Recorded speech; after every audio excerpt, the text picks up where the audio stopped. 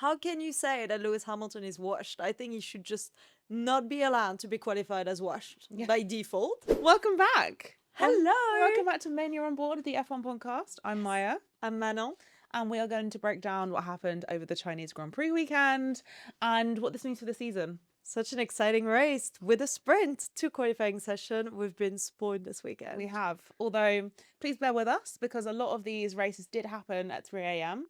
So we have had a bit of a fever dream sort of weekend. And for the second time in a row, we woke up to a McLaren not starting, but this time too. Yeah. So what's going to happen next week? Absolutely. It was crazy. So I think we should start off with the star of the weekend. We should start off with Kimi Antonelli. Yes. What a performance. I know. I'm honestly so happy for him because when he got pole, it was great. It was an amazing performance. Yeah. But obviously, George had a problem in Q3. So it was more of a, did he get pole on merit and performance, or was it because the championship leader was out of the game? But it was a really satisfying win as well because he ran away with it. George couldn't close the gap. It did take George about 3/4 of the race, to be fair, to get back to him because they both had bad starts. Yeah, and they did have like a little fight with the Ferraris at first, so it's not like he actually ran into the sunset first thing. And it's exciting that he's won a race while Mercedes are dominating so that we don't just have one winner all the time. It's really nice. Exactly. 2 winners in 2 races. It's a bit like last year. Right. Last year, we were ready for McLaren domination. First 2 races, we got 2 different winners. Then the third race, Max won. So we don't know what's going to happen. Yeah. It's actually quite exciting that Ferrari is obviously not as good as Mercedes yet, but they are in the fight and they're hungry. And also wonderful podium. Like the vibes were amazing. Kimi's radio, everything was just so wholesome. Yeah. So nice. Yeah. I had a really good morning. Yeah. Then we have to move on to the opposite end of the luck spectrum is McLaren. They're not the only ones who struggled this weekend to get their cars out, but having neither cars run in the race. For different reasons as well. It's Yeah. mad. So can you tell me exactly what happened? Have you looked into it? Nobody knows exactly what happened because it would be Oh. insane for them to tell us. That's true actually. Was it that one was an engine issue and the other one was more around electricity? Yeah, they both had electrical issues. Okay. But they were different. Yeah, because Lando couldn't even leave the garage Yeah. on time, so there was going to be a pit lane start. And I remember seeing that they had to take his seat off to get to the electrical part of the car, whereas Oscar went to the grid and then they had to call him back. So yeah, It's tricky because the cars this year are a little bit smaller, so it's more difficult to fix things quickly because everything's very compact. So that's a bit of a worry, I guess, for technicians who are at the race, but also not having any running from the race when they are already on the back foot. It's going to be a problem, I think, for development, especially because there's now this gap where we're not going to have races where everyone is going to be developing and they are so behind on data now. Oscar only has Japan left to do a Grand Prix before the April break because, you know, as everyone probably knows now, the Bahrain Grand Prix and Saudi Arabia Grand Prix have been cancelled. So between Japan and Miami, we don't have a race, which is, I think, 5 weeks without F1, which is amazing for Williams. They're the ones that are really happy about it. Yeah. But yeah, for McLaren and especially Oscar, who didn't start in Australia, it's really bad. It is a problem. He is on the back foot. Yeah. Overall in this race, my main takeaway was that there were huge gaps between the different cars. Yeah. So we had the Mercedes and then we had 20 seconds and we had the Ferraris and we had 30 seconds until anything else was happening. And if you look at the cars at the end, even there was like a 30-second gap to Checo where there was just nothing else. And it's crazy that there's these huge gaps. Obviously we expect that because it's a new regulation. But do you think that will close? Do you think that I mean, I'm hoping they will close, obviously, but also something that was quite unusual was that due to the McLaren not starting and Max Verstappen retiring, we had a lot of midfield car in the top 10, which we never see That's that. true, actually, So we yeah. had both Maybe that's Alpine why. and both Haas in the top 10, and they're midfield as best. They shouldn't be so high. And then we have Cadillac, who are really, they are behind, but of course they're new, they're really developing. So you had like those big gaps. But yeah, some of them are questionable. Like Esteban Ocon had to pit towards the end. He exited the pit in between the Cadillac, and then suddenly I looked at him and he was 14 seconds behind Bottas. Yeah. And I thought, how do you lose 14 seconds to a Cadillac, even if your Haas is injured because of his contact with Colapinto? how do you lose that much time? And he was on soft as well. So Yeah. there's a lot of questions. And unfortunately, I feel like before, with access to the onboard, we used to be able to look into the battles that hadn't been shown on screen and sort of understand what happened. Yeah. But because there's so much information that we don't have, if the main broadcast doesn't show us the battery levels, things like that, there's not much conclusion we can get. Yeah. Max was stuck behind Oli Behrman for like 10 dozens of laps, and that 2-second gap wasn't moving. Yeah, I do wonder whether there's a problem with getting the batteries to work for the whole race. I need to check the lap times because Yeah. last season we had lap times increases by like 3-4 seconds throughout the race. Maybe that's not happening. Maybe that's happening to some cars and not others. And Matt's had a problem, so I think that's why he couldn't. Yeah. I mean, I think right now they're all doing warm-up laps. Yeah. I think obviously Mercedes is running into the sunset. Ferrari is getting amazing overtaking practice. Yeah. But I felt like most of them, they're just happy if they can, finish the race. Yeah. Isaac Hadjar was saying that in his post-race interview that he has never done that many laps in a row. And this weekend he's tried all 3 compounds. Yeah. So for him, there was a lot of data. Yeah, that's good. I think looking back on that year, we will see Australia, China, and Japan as the warm-up Grand Prix. Yeah, they're going to be outliers. I think Yeah. we really need to remember that as F1 fans.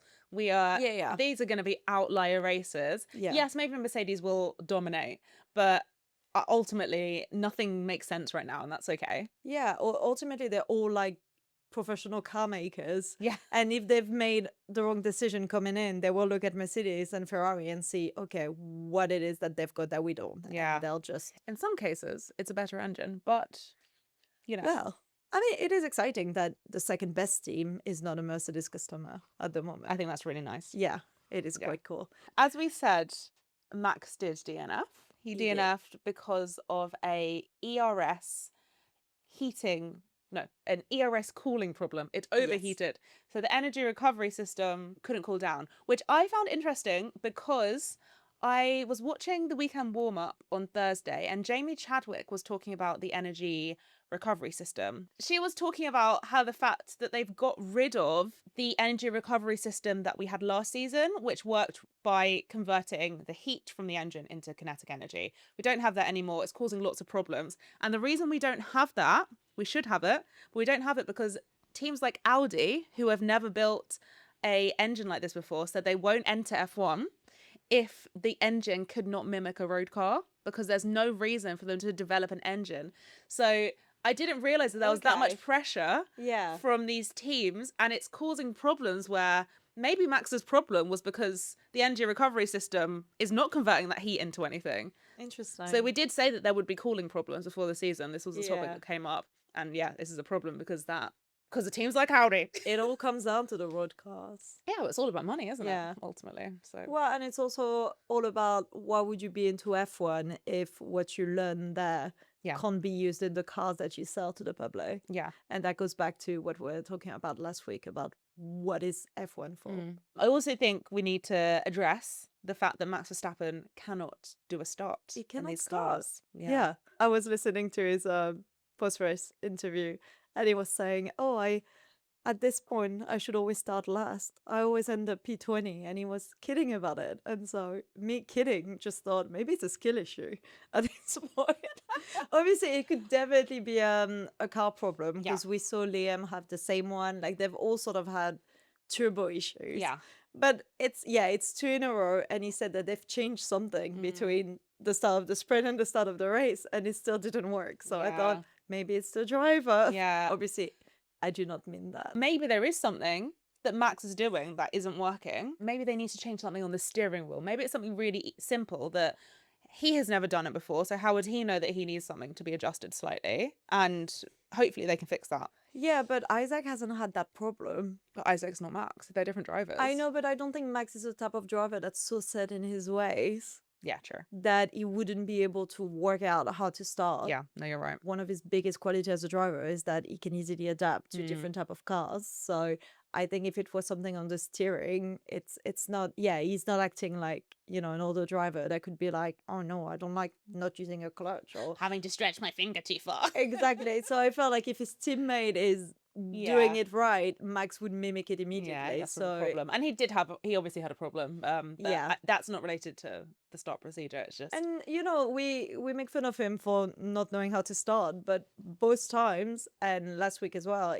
Last week he started last, but he managed to come back. yeah. Like, Yeah. and that's something that I like. That if you mess up your start and end up last, it doesn't mean you're not scoring Yeah. points. So that's also something that I thought was exciting about today's race, is that the points were, for everyone. The start of the race, not that it didn't dictate the end of the race, but it didn't force it. Yeah, and even Franco Colapinto had contact with Esteban. He spun and he ended up having a point. Yeah.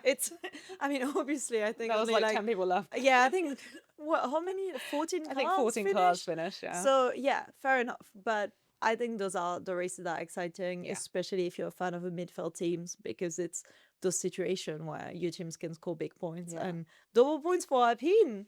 Wild. Wild. It's very, very exciting. And it wasn't just luck. Like, the Alpine's been quite strong this weekend, so that's exciting to see, because Yeah. last season they weren't there. No. And I do wonder why Alpine has suddenly come up. Do you think it's the engine?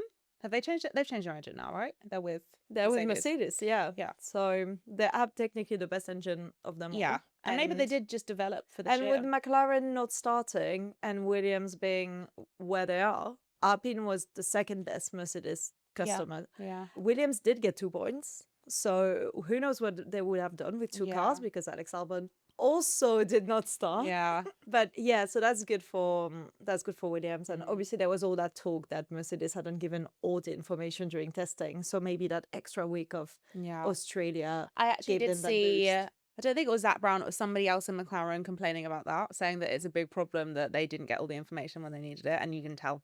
Yeah. I don't that's not really fair, is it? No, it's not. Really not. We need to give some time to Lewis Hamilton, because I think he deserves it. And I'm so happy to see Lewis Hamilton doing better. It's been so nice to see him in a good car. It's been so nice to see him be able to show his skills as well, because you know what it's like. Even with Lewis Hamilton, you still have the washed talks on the internet. How can you say that Lewis Hamilton is washed? I think he should just not be allowed to be qualified as washed by default. But yeah, it was amazing to watch, and I'm so happy that he got his first podium. There was a moment during a race where I asked myself out loud, do I want Kimi to win or do I want Lewis to win? Yeah. Because I know Kimi is going to win more races this season, or, this is what is indicated by Mercedes dominance.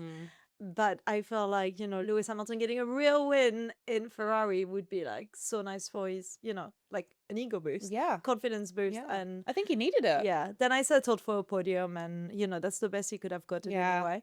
So yeah, so happy for him. And when you're happy for something to happen to someone, and you can tell that they're also very happy it's happening to them. So it's just such positive energy. Yeah, and I really like, as you said, that we saw his talent shine, because there was a moment where Charles overtook him, and that battle again.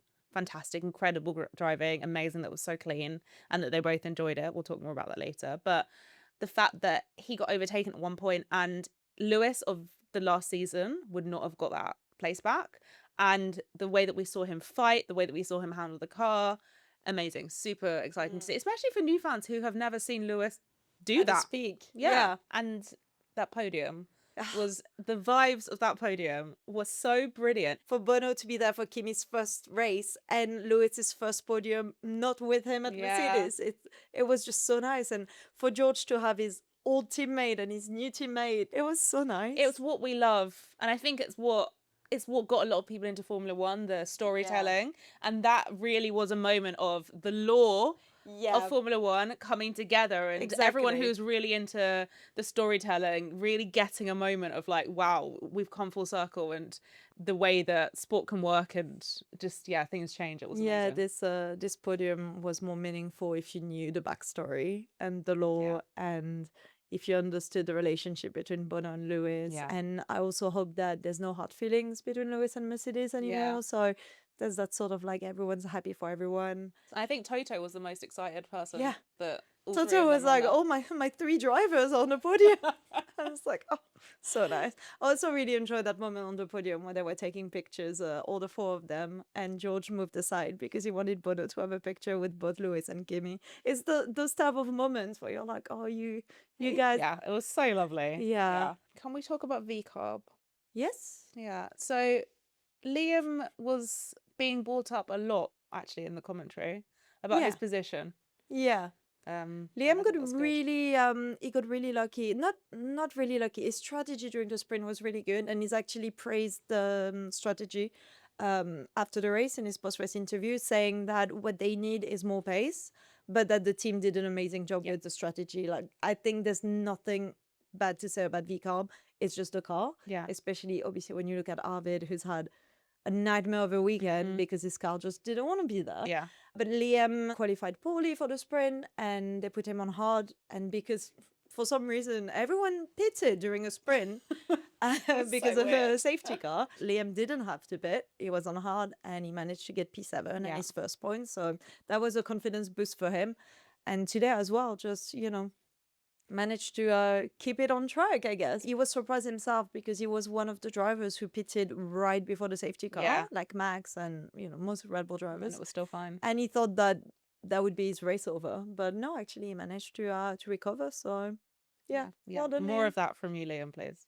Yeah. I'm really intrigued by the fact that the V-Carbs and the Red Bulls have the same engine. Yes. And V-Carb can produce Liam being put in the good situations. It looks like maybe a bit more reliability. I know Arvid had a bad weekend. I think they've all had equal Issues. problems. Arvid had the worst weekend because he barely had any practice time. We had Liam having the start issue last week.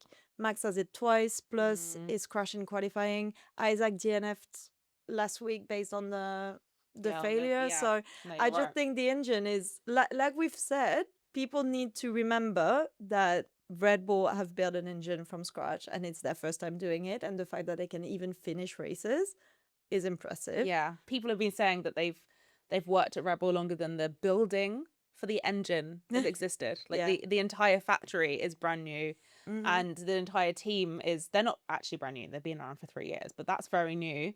And in the end, it will be of benefit to them that they're no longer a customer team. It will be good that they have their own engine, especially this year where they need to develop the engine rapidly. Yeah. Because what if Mercedes keeps doing that and like develops things and waits to give the information to their customers? It's Exactly. Also, the feedback loop is probably quicker. Yeah, Because the drivers true. complain about something and they can go next door to the powertrain building and say, hey, can you fix the cooling system? But I think there is a little bit of over dramatism from Red Bull fans at the moment. Yeah. Guys, calm down. It's okay.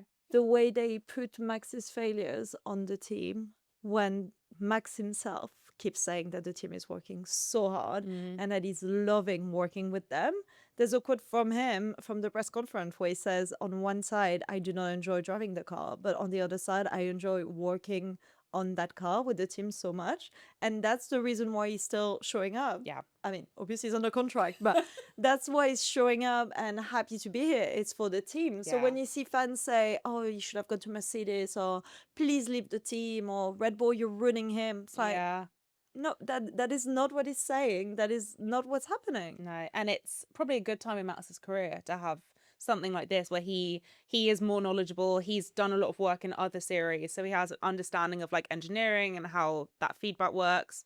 So I think it's a really cool time in his career to have something like this happen where he's not so insane. Let's see what happens, but it really is. It's week 2 of a brand new engine, so that's fine. It's all good. All right, and finally, a little word about Williams, because that was a weird weekend for them. It was a weird weekend. Yeah. On one hand, we've got points. We've got 2 points. On the other hand, we've got just nothingness. Everyone is saying what happened to Williams because for the past 2 seasons, they were all about, we're not focusing on those cars anymore. Yeah. All eyes on 2026. And they show up in 2026 and there's no car, really. There's, nothing to write home about. And they're out of Q3. They're almost as predictable as Cadillac and Aston Martin. But Aston Martin warned us. and Cadillac are new. What's Williams' excuse? Yeah, What's and going it's on? just constantly like the car's overweight. That's really problematic, particularly for these regulations, because them being lighter is the whole aero package. It's not, but it's a very important thing about it. And how have you been developing your car for 2 years and having your car overweight? Yeah. How who did the maths wrong, guys? I'm happy that they seem positive that that break in April is the time they need to sort of reset. And make more parts and yeah. Yeah. Good luck, William. You have some radios to share with us. Obviously, my favorite one was Kimi's post-win radio, where he said, "Oh, thank you guys, you made my dream come true." He's so earnest. Yeah. It's like, how could you not like him? It made my heart melt a little bit. And I also really enjoyed Charles saying, "This is a great battle, I'm enjoying it." Yeah. Because the entire race was spent with me holding my breath whenever Lewis Hamilton and Charles Leclerc were overtaking each other, because my fear was that they would take each other out. I had sort of like war flashback from the McLaren era and Yeah. thinking, oh, if we want Ferrari to really challenge Mercedes, we can't have them taking points of each other. And so I was watching them thinking, oh my God, this is so difficult. And we know last week they were complaining a bit about the space they were Yeah. giving each other. And so when Charles came on the radio to say that, I thought, oh, this is so lovely that they're enjoying those cars, they're enjoying fighting each other. There's no hard feelings. Like I said, for now, Yeah. early days. And I saw him afterwards in a post-race interview where he said, at first we were sort of like fighting the Mercedes a bit, but we quickly realized that it was battle for P3. Yeah. And they decided to go for it because they were talking about the gap with Mercedes.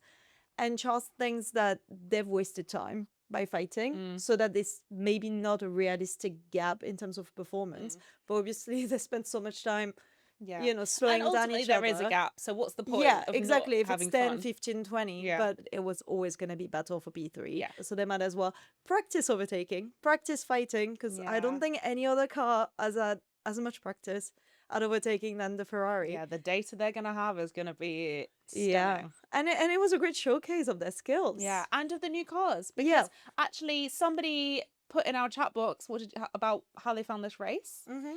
That they're really reassured by what Lewis said after the race, where he said that these cars can definitely get closer to each other. We can get more wheel-to-wheel battles. And I think that's the difference between this Ferrari fight and what we were seeing with McLaren last season, is that the ground effect cars could not fight close to each other safely because of the dirty air. And, you get close to one, it's like you've blown on the car and it shatters. Whereas it feels like they're a bit more robust and they can actually fight. So I think it's a really good sign that when the cars do get closer, we will have better battles. So I understand that the cars are smaller, the battles are closer and more entertaining. Is that related to the battery aspect? The aero rules have changed, and that's why the overtaking is better. As in, that's Okay. where they can get closer to each other. It's not to do with the battery. Mm. The way that we could fix the battery problem, this is not my idea, I'm not an engineer, is so people's problem with the battery is that it runs out before the end of the straight and they slow down at the end of the straight, and you get the clipping, the super clipping, where the car is essentially recharging while on full throttle. Okay. The reason that that's happening is because they don't have the energy recovery system to allow the battery to recharge from heat. Okay. So the battery can only really recharge from movement, which means that you run out of battery towards the end. If there was a thermal energy recovery system, not according to me, according to pundits on the TV, we would not have to have the clipping and the cars would be able to go full throttle. So that's the next thing That's something that, to fix. yeah, I can't remember who was saying it, but that's like a medium term fix that could happen. Okay. That doesn't change all the regulations, but does help. And now we are moving on to the comedy club. Ugh, The best part of our podcast. Yes. Somebody who is dear to the comedy club is the first. It is Checo Perez. Checo. He crashed into his teammate. Oh.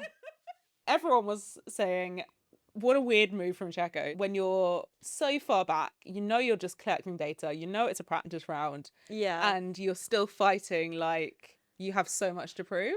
Yeah, I mean, technically overtaking at the start is something to practice. Yeah, that's but yeah, it's like Jordan Palmer said, they needed to finish the race. They needed the data. So if that move had taken both drivers out, Yeah. Cadillac would have wasted the entire race. So that was silly. Checo's been around for so long. He doesn't need to. He knows doesn't need to prove better. anything. He knows better. Yeah. Yeah, he's been hired for his experience. Yeah. And that was a rookie behavior. Yeah, it was. You know, like, oh, I've got something to prove. I want to beat my teammate. I want to beat my teammate. I want to show that, you know, I can take him at the start. And it's like, no, Checo, just relax.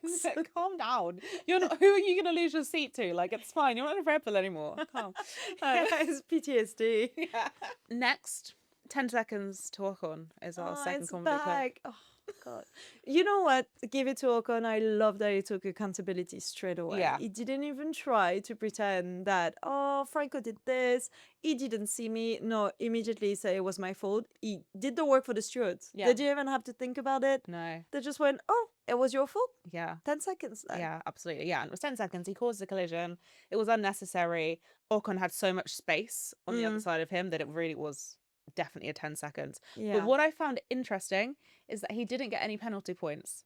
So last season he would have got penalty points on his license, but they've changed the rules about penalty points because everyone was getting so many. Essentially, if there's no malice behind it, if the driver owns up, like not necessarily on track, but if they own up in the steward's office. I know, but it means that the accountability is important. can actually help you. And whether you mean to do it, you know, whether... Yeah.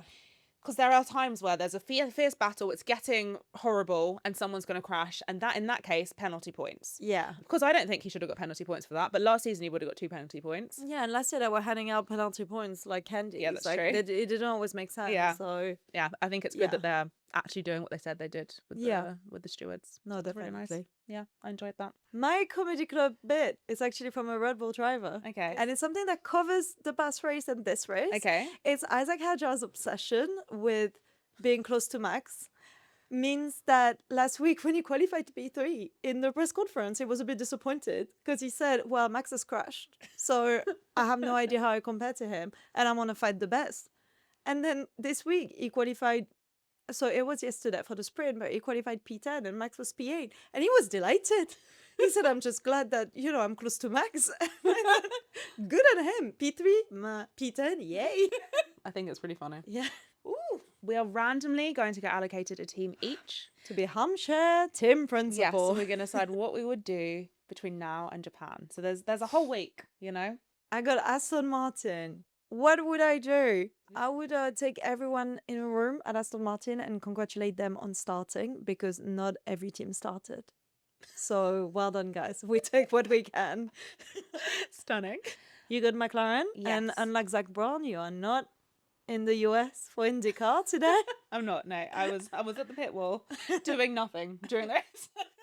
Yeah, if I was the McLaren team principal, I would change the entire power units of both of my drivers' cars. Okay. Expensive, but I think it's all we can do because Okay. something's not working unless they figured out exactly what's wrong. But I would still just be like, get rid of it, start again. And I would look at the data from the other Mercedes teams and see what I could glean because, you know, they've lost so much data. Yeah. I would also pay for a therapist for Oscar Piastri because he's not having a good time. And I think he needs to talk to someone about that. It is really upsetting for Oscar Piastri because last season when they were in the fight for the championship, we were always thinking, oh, let one of them have it this season and the other one can have it next. And if McLaren is not able to catch up to Yeah. Mercedes, who knows if Oscar Piastri is ever going to win a I know, championship. and he deserves it. Yeah, obviously, I don't always like talking about who deserves what in sport, especially in Formula One when luck is such, Yeah, that's true. such a big part of it.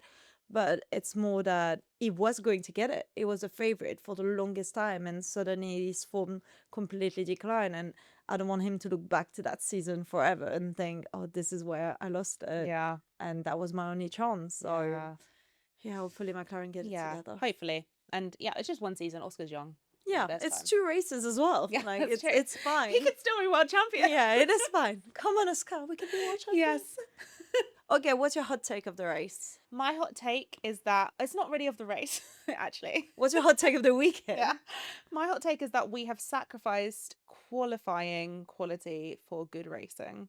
Oh, interesting. Yes. Do you want to expand? Yeah. So I think that qualifying is boring now, to be honest. Yeah. I was pretty bored by both sprint and the race quali. Maybe it's just because it's the start of the new regulations and it's predictable as to where these cars are going to end up right now. But because they can't go flat out in quali, it seems like someone can do a purple sector and it doesn't mean anything because the rest of the lap they were super slow because their battery was dead. And then on the contrary, the racing is fantastic and really interesting, and they're able to get close to each other, and the boost and the overtake I think is working quite well. So I think, can these regulations strike that balance, and how long is it going to take for us to get there? I think that's what's going to be one to watch. Not a hot take, but Oliver Berman should have been driver of the day.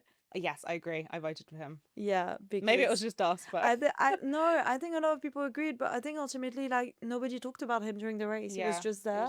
It was almost like, oh yeah, Oli Berman is fit. Yeah, that's expected. So, no, it's not. No, yeah. Well done, Haas. Yeah, really impressed actually. Yeah, you're right. Really happy for them. Yeah, I love it. I want to see them We're succeed. big Haas fans. Yeah.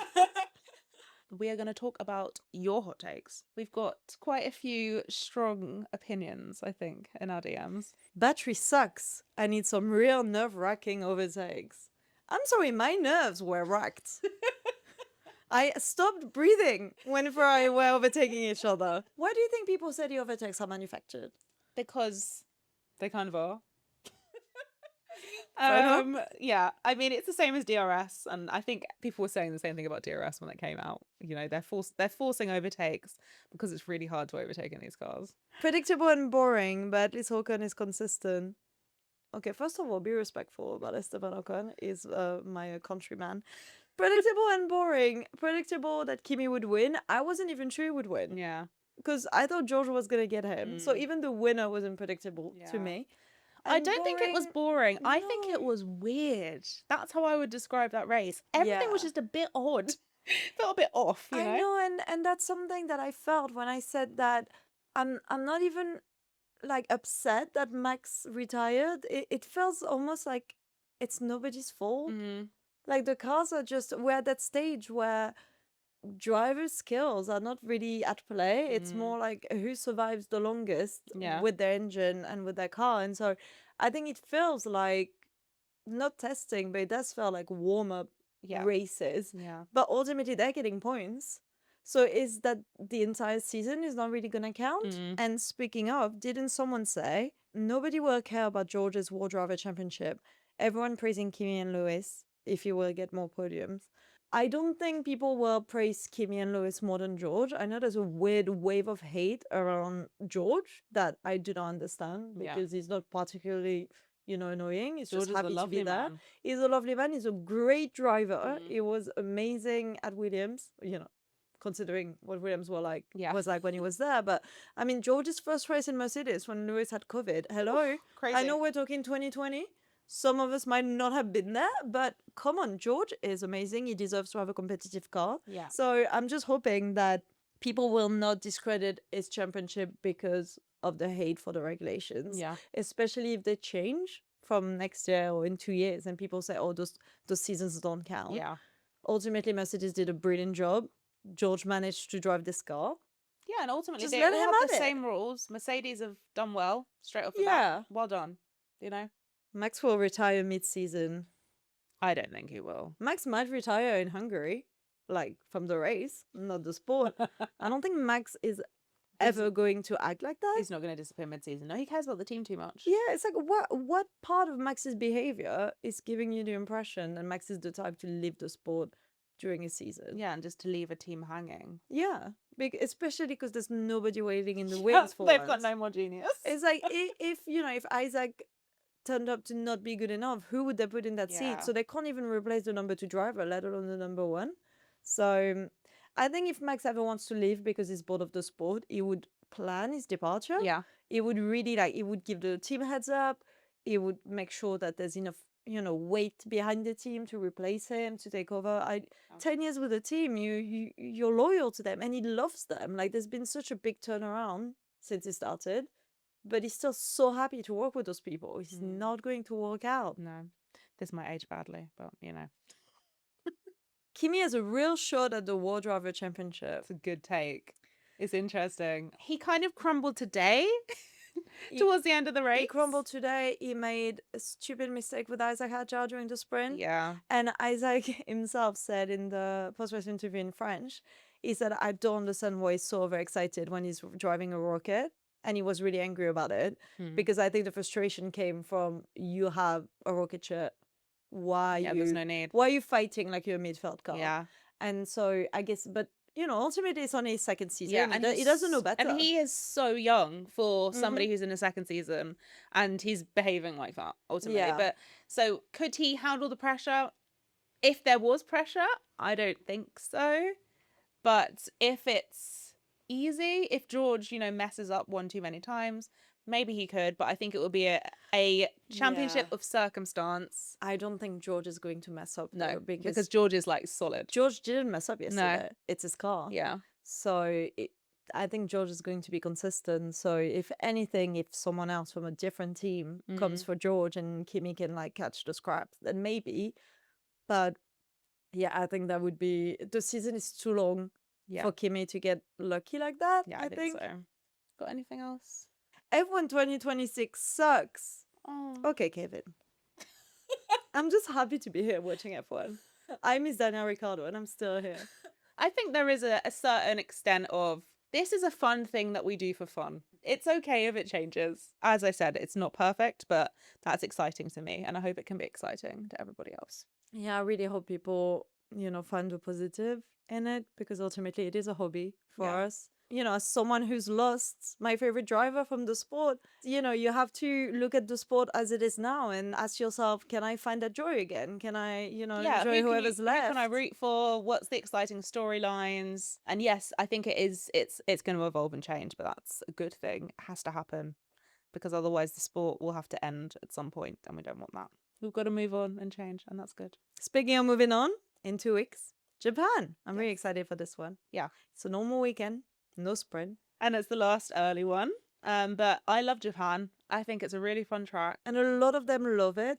So Yeah. we can expect them to be like And giving the thing I'm looking forward to the most are the costumes. Yes. From the fans. The fans. Yeah, they were quite good in China. I'm excited to Yeah, see I'm what really Japan excited brings. about the like fun helmets and Yeah. oh, it's so cool. I love it.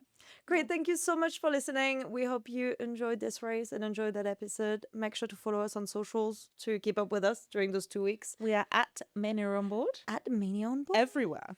Thank you so much. See you soon. Bye.